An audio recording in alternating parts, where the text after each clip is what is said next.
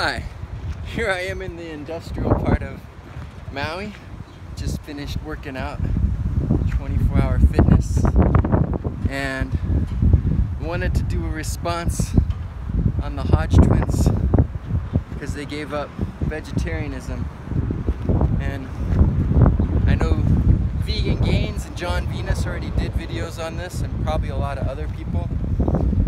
You know, Vegan Gains, he had a lot of his normal tactics, but because of some of the stuff the Hodge Twins said, he also pointed out some good stuff and gave some good information while he was being kind of his typical self and belittling them. John Venus, who's normally a super nice, super positive guy, was disappointed enough that he was actually kind of mad and had a different tone than normal. But I understand the Hodge Twins, they have a huge audience, and I think one of the reasons is that they've always just been two normal guys that decided to do something about making their lives more the way they want to be. So they weren't all scientific and all this like a lot of people. They just went in, changed their physical appearance, and shared how they did it with other people, and people liked the simplicity of that. And that same thing that brought them such a big audience, I mean obviously they're really funny too, is kind of what made people like John Venus so mad. Is when they quit, they gave their honest experience again, what they honestly thought, what they were honestly feeling. And it may not have been 100% in line with the science, but it was 100% in line with their experience based off what they'd done, and they maybe hadn't explored all the things they should have explored. So he feels with their huge audience that they're spreading a lot of misinformation.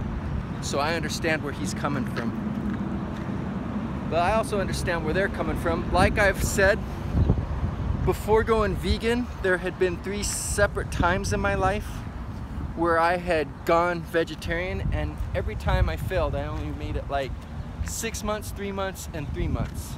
So the Hodge Twins basically just did what I did 3 separate times in the past. And I know that they see things differently than they used to now. And so I still think a lot of positive stuff will come of this, even though some negative might come too, with them having that huge audience and saying exactly what they felt and thought, even if it wasn't 100% in line with science.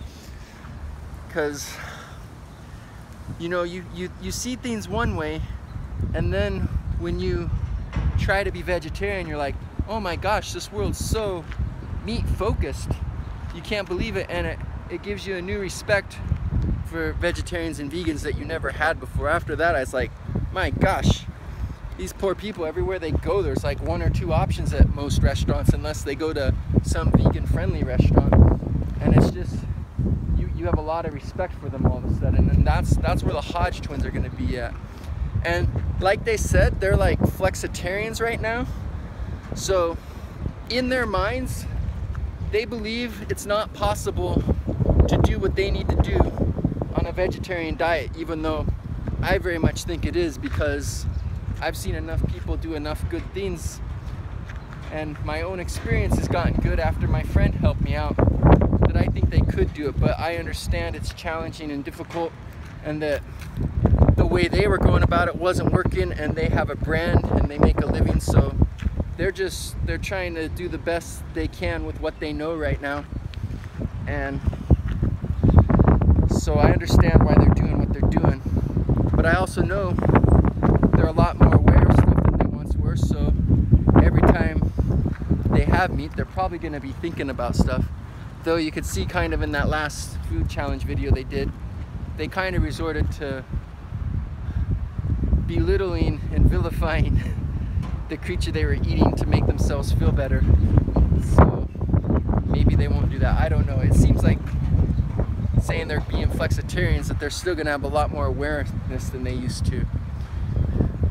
But yeah, it's a bummer that someone with such a huge audience said the things they said, but I think, like always, they're just really saying what they're saying. I don't think they were just jumping on a fad and trying to get more subscribers like a lot of people say, because they already had a ton of subscribers, way more than everyone, and they have subscribers come and go all the time, and they're still way over that million mark, so they're good to go on subscribers. I think they saw that video and it honestly moved them. Like they said, it was an emotional response, and they tried, and they felt like their livelihood was in danger because they weren't getting the results they wanted, and they're gonna try their best this new way. Like, this is actually a thing a lot of us would like for people, because we already had like this meatless Monday concept. Well, if they're flexitarians and only having meat like 3 or 4 days a week, they're definitely doing a lot better than they were before, where they were probably having meat every day in large quantities. So it'll still make an impact.